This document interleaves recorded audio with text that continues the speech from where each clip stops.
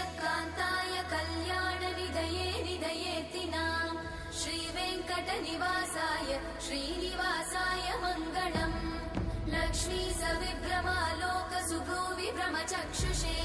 चक्षुषे सर्वलोकानां वेङ्कटेशाय मङ्गलम्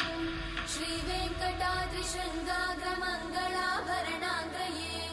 मङ्गलानां निवासाय श्रीनिवासाय मङ्गलम् सर्वावयव सौन्दर्य सम्पदा सर्वचेतसां सदा सम्मोहनायास्तु वेङ्कटेशाय मङ्गलम् नित्याय निरवध्याय सत्यानन्दचिदात्मने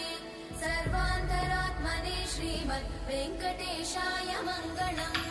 स्वतः सर्वविदे सर्वशक्तये सर्वशेषिने सुलभाय सुशीलाय वेङ्कटेशाय मङ्गलम्।